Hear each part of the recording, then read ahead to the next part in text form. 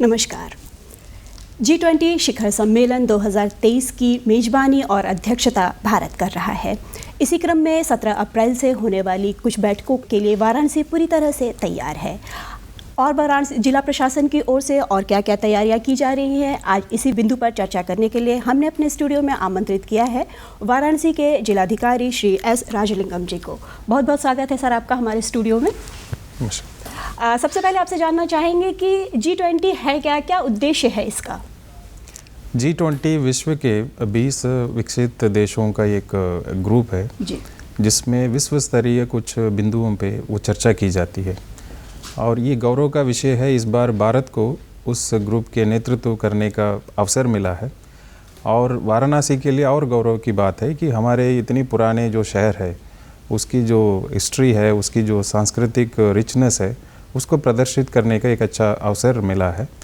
सो इस तरह की जो G20 का एक तरह जो भी यहाँ कार्यक्रम होगा उसका विश्व स्तरीय रीच भी होगा और जो हम लोग जो आवाज़ इस पे जो उठाएंगे उसकी विश्व स्तर पे इसकी सुनवाई होगी जी।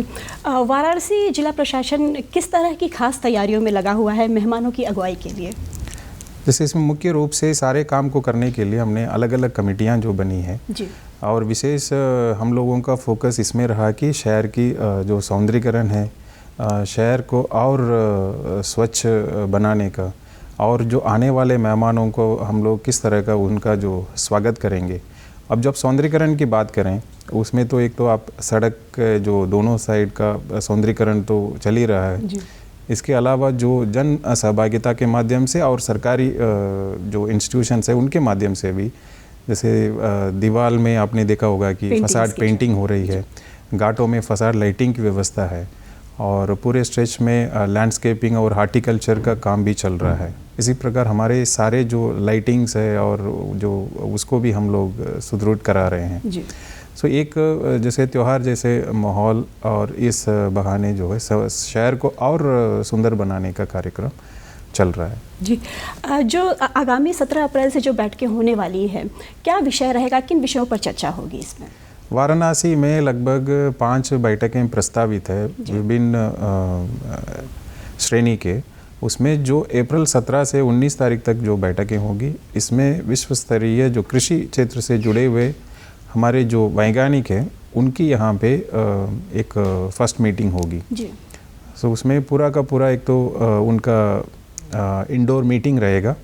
इसके साथ साथ उनके द्वारा 3 जगहों पे विज़िट भी होंगे, जिसमें एक तो वो TFC जाएंगे और हमारे जो सारनाथ का भी उनका विज़िट है जी। और इसके साथ साथ जो हमारे घाटों का और गंगा आरती का भी उनका उसमें वो रहेगा कार्यक्रम।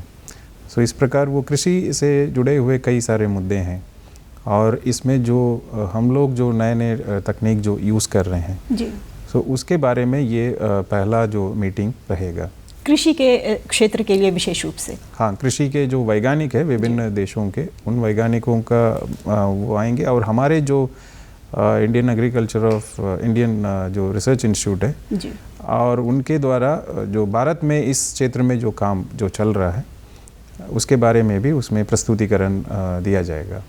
सर, अभी आपने चर्चा की काशी भ्रमण की कि जो हमारे मेहमान आएंगे वो काशी भ्रमण भी करेंगे, तो कहाँ कहाँ जाएंगे और क्या ऐसी कौन सी सुविधाएं उनको प्रदान की जाएगी ताकि आम जन उससे परेशान ना हो? जैसे उनको आते ही हम लोगों का प्रयास ये रहेगा यहाँ की जो विभिन्न कला है, जैसे उनको स्वागत करने के लिए जगह जगह हम लोग सांस्कृतिक कार्यक्रम का आयोजन भी हम लोग प्लान कर रखे हैं, जैसे कि यहाँ की जो सांस्कृतिक रिचनेस और यहाँ के जो कला से जुड़े हुए हमारे जो विशेषताएं हैं वो उन तक पहुँचे जी। और इसके साथ साथ वो यहाँ पे जो सारनाथ हमारा जो पुरातत्व स्थल भी है वहाँ भी उनका विजिट है। वहाँ एक म्यूज़ियम है जिसमें पूरे बुद्धिज़्म से जुड़े हुए सभी प्रकार के उसमें रखा है जी। उसमें भी वो टाइम बिताएंगे। उसके बाद उनका जो है गंगा आरती और घाट का, काशी के घाट तो वो देखने जाएंगे जी। जो घाट के नाम पे तो वाराणसी सब लोग जानते हैं, पूरे विश्व में जानते हैं कि कितना प्रसिद्ध है। सो घाटों का भी उसमें दर्शन होगा। जन सहभागिता के लिए जिला प्रशासन क्या प्रचार प्रसार कर रहा है जिसमें आमजन की इसमें ज़्यादा से ज़्यादा इन्वॉल्वमेंट हो? इस बार हमने एक विशेष रूप से ये प्रयास कर रहे हैं, ये एक मीटिंग के रूप में ना रहें, इसमें पब्लिक को भी ज़्यादा से ज़्यादा हम लोग प्रतिभा कराने की कोशिश करें। इसके अलावा हम अलग अलग स्टेक होल्डर्स हैं, जैसे व्यापार मंडल हैं, विभिन्न NGOs हैं और हमारे अन्य संगठन हैं, हमारे रोटरी लायंस क्लब है, इस प्रकार सभी अलग अलग जो स्टेक होल्डर्स हैं उनको भी एंगेज करा रहे हैं और उनको इसका महत्व भी समझा रहे हैं और वो भी इसमें पार्टिसिपेट करें। और आपको जानकर खुशी होगा कि ये लोग भी अपना बढ़ चढ़ के अपना हिस्सा भी दे रहे हैं। जैसे आपने देखा होगा यहाँ की जो पेट्रोल पंप के जो जितने भी हैं वो लोग अपने आप सामने आके उसको संवारे हैं। हमारे जो स्ट्रीट वेंडर्स हैं वो भी अपने अपने जो छोटा मोटा जो ठेला रखते हैं उसमें भी मेहमानों को स्वागत करने के लिए वो अपने स्तर से उसमें बैनर वगैरह जो रखे हैं, स्टूडेंट्स को एंगेज कर रहे हैं। यूनिवर्सिटी स्टूडेंट्स को भी अलग अलग एक्टिविटीज़ के माध्यम से हम लोग करा रहे हैं। इसके अलावा पेंटिंग कंपटीशन, क्विज कंपटीशन ये भी करा रहे हैं। और इस बार एक थीम पे हमने काम किया, 1 स्कूल 1 नेशन, यानी जो G20 के एक जो कंट्री है उसको एक स्कूल को हमने वो दिया है और वहाँ की जो लोकल संस्कृति होगी उस पर वो बच्चे वहाँ की डांस फॉर्म, वहाँ की जो गाना है उसको भी प्रैक्टिस करके प्रदर्शन कर रहे हैं। सो इस तरह की एक माहौल ऐसे बन रहा है कि हाँ वाराणसी में G20 होने जा रहे हैं। कई सेल्फी पॉइंट्स में लोगों का बढ़ चढ़ के फ़ोटो खींचते हैं, अपने सोशल मीडिया प्रोफाइल में भी डालते हैं। हम लोगों का मेन फोकस इस बार जो बाकी सौंदर्यीकरण और ये सब तो कर ही रहे हैं, बट पब्लिक को ज़्यादा से ज़्यादा पार्टिसिपेट करने के लिए पूरा हम लोग कार्य योजना बना के उसको इम्प्लीमेंट भी कर रहे हैं। ये हम कह सकते हैं कि आमजन का पूरा सहयोग मिल रहा है जिला प्रशासन को? नहीं, बिल्कुल मिल रहा है। कई लोग हम लोगों आपने देखा होगा अपने जो दुकान के सामने झालर वगैरह भी डाल रहे हैं। कुछ लोग जो हमने थीम बेस्ड एक पेंटिंग का वो कॉन्सेप्ट लिया जिसमें एक पर्टिकुलर स्ट्रेच में एक पर्टिकुलर कलर के जो है उसी प्रकार पूरा एक साथ पेंट हो, उसमें भी लोग अपने स्वेच्छा से उस तरह का जो फसाड पेंटिंग अपना कर रहे हैं। सो इस तरह की पब्लिक का पूरा सहयोग भी इसमें है और पब्लिक भी उत्साहित है। सर 20 देशों के प्रतिनिधि आ रहे हैं और भी देश विदेश से कई मेहमान आए, तो सिक्योरिटी पर्पस से क्या व्यवस्था की गई है? सिक्योरिटी के लिए बहुत विस्तार से हम लोग तैयारी किए हैं। सबसे पहले तो जिस रूट से आएंगे उस रूट में पड़ने वाले जो भी हमारे जो घर हो या संस्था हो उसकी सिक्योरिटी वेरिफिकेशन कर ली गई है। और उसके अलावा जो भी प्रॉक्सिमिटी में जाएंगे या जो कार्यक्रम स्थल तक जाएंगे उसमें RFID बेस्ड ID का इस बार आई कार्ड इशू किया जाएगा, जिससे कि जिनके लिए वो एक्सेसिबल है वो वहीं तक ही पहुंच सकते हैं। पहले मैनुअल पासेस जो जारी किया जाता था उस प्रकार की ना होके इस बार RFID बेस्ड एक्सेस हम लोग दे रहे हैं। इसके अलावा जो हर देश से जो डेलीगेशन आ रहे हैं उनका अलग अलग लाइजन ऑफिसर प्रशासन की ओर से भी दिया जा रहा है और एक सिक्योरिटी ऑफिसर भी हम लोग उनको उपलब्ध करा रहे हैं। सो इस प्रकार सिक्योरिटी का पुख्ता इंतज़ाम है। उसके अलावा जो लाइजन ऑफिसर हमारे हैं उनको भी हमने ट्रेनिंग दिया गया कि जाके वाराणसी के बारे में उनके अच्छे से जानकारी हो। मोस्टली हमारे विभागीय अधिकारियों को ही हमने इस काम पे लगा है। सो वाराणसी में विगत सालों में कई सारे विकास कार्य हुआ है, अवस्थापना सुविधाएं जो बढ़ी हैं। सो उसके दृष्टिगत उनको कई सारे क्यूरियोसिटी हो सकता है, वो अपने अपने लाइजन ऑफिसर्स के साथ पूछ सकते हैं। सो उसके दृष्टिगत भी उनको हमने विस्तार से ट्रेनिंग दिया है और यहाँ के जो विकास का जो काम हुआ है उसकी जानकारियाँ उनको भी दे दी गई हैं। सो सिक्योरिटी इस प्रकार की और उनके सुविधा के लिए जो मेडिकल इमरजेंसी है उसके लिए अलग से टीम लगी हुई है ताकि किसी प्रकार की मेडिकल इमरजेंसी होने पर उनका क्या प्रोटोकॉल है, वो round the clock doctors duty पे रहेंगे और हॉस्पिटल में भी जगह उनके लिए वो किया गया, सुरक्षित की गई है। इसके अलावा फायर सेफ्टी के दृष्टि से जहाँ जहाँ हमारे मेहमान जो अतिथि लोग रुकेंगे उनके जो सारे होटल्स का फायर सेफ्टी टेस्टिंग बहुत विस्तार से वो भी करा लिया गया और जितने हमारे जो ट्रांसपोर्ट के लिए जो गाड़ियाँ लगी हैं उनके ड्राइवर्स और जो लोग कई बार बाहर से भी आते हैं उनके भी सारे बैकग्राउंड चेकिंग और ये सब कर दिया गया जी। इस प्रकार काफ़ी विस्तार से सुरक्षा की व्यवस्था की गई है। सर 17 से लेकर 19 अप्रैल तक क्या रूट डाइवर्जन भी होगा आम जन को, जिससे कोई दिक्कत का सामना न करना पड़े? नहीं, इसमें किसी प्रकार की रूट डाइवर्शन का हमने प्लान नहीं किया जी।